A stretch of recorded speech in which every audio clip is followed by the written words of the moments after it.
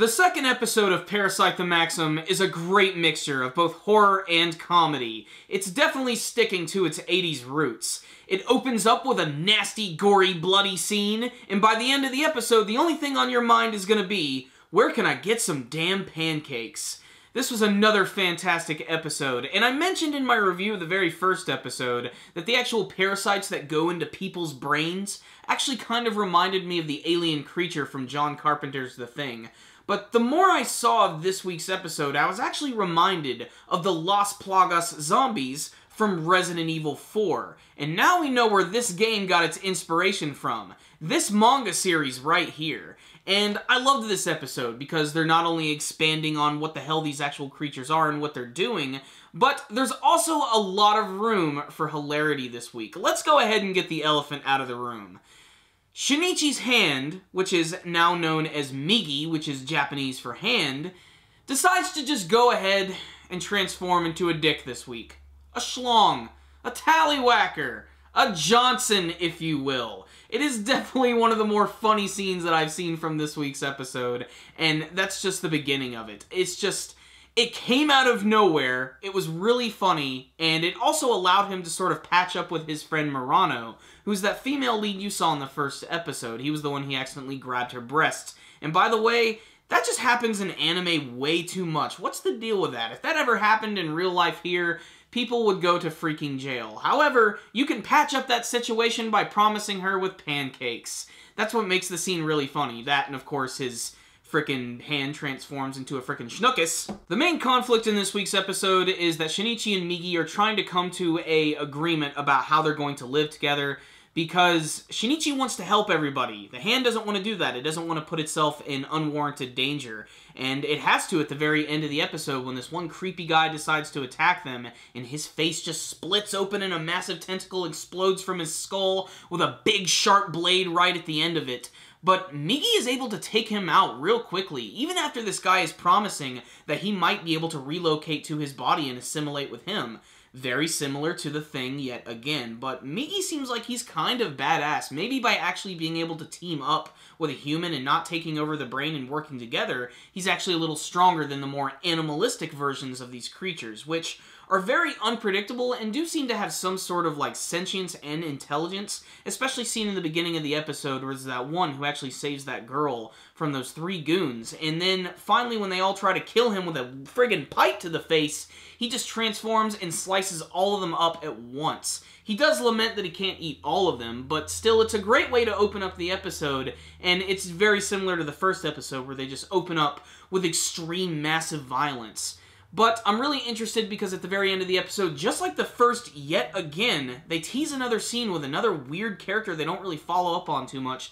This naked couple who I'm assuming are both the creatures. There's that one guy who looks like the guy from the beginning of the episode, and this one female who looks kind of like the one in the intro of the show. So what's the rundown on this week's episode of Parasyte the Maxim? Another very good episode with great production value. They were delving more into the characters. There was a lot of great room for comedy. There was a lot of great room for action and violence. This scene is a balls-to-the-wall awesome series that you really need to check out.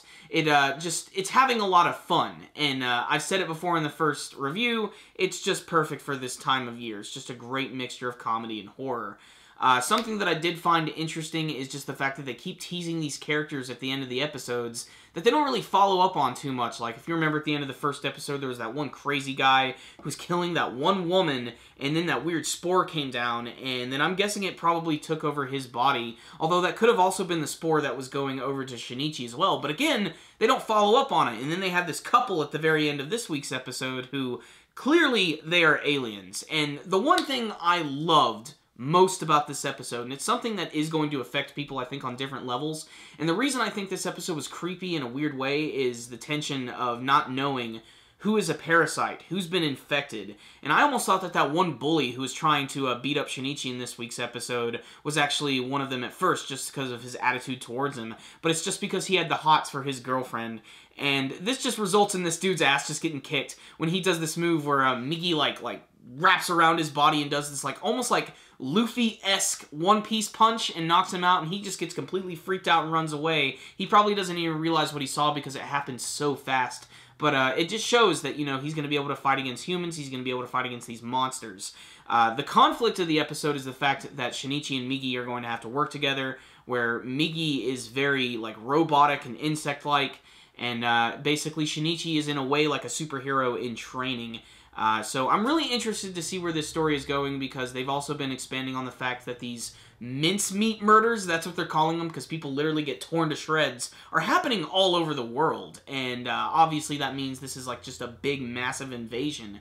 I can't wait to see what these real parasite things really are, if they were created by man, if they're aliens, where they came from. There's going to be a lot of mystery behind that. And the fact that I think it would be cool to see other humans just like Shinichi who have been infected by parasites, but only in specific parts of their body that allow them to have some sort of control, or at least work with the parasites themselves. I think it'll just make for a really interesting dynamic. Otherwise, I loved this episode a lot. It was really good. You should check it out if you liked the first episode. It's just a great expansion on the first, and it's just getting you more excited for the future episodes of the series. Great animation, great action, hilarious comedy this week. Check it out, guys. I'm giving this week's episode a 4 out of 5. Really great episode. Thank you guys for watching this video. If you liked this review, make sure and give it a thumbs up. Before you guys leave, please tell me what you thought about this week's episode of Parasyte the Maxim. Did you have a favorite funny scene? Do you think there's a character in the story that might actually be a parasite and we don't know it yet? And what's the deal with that weird couple at the very end? Please tell me all your thoughts in the comments section below. Before you guys leave, also go ahead and subscribe to our channel if you haven't already. That way you can see all of our latest anime and manga reviews. You can also follow us on Facebook and on Twitter.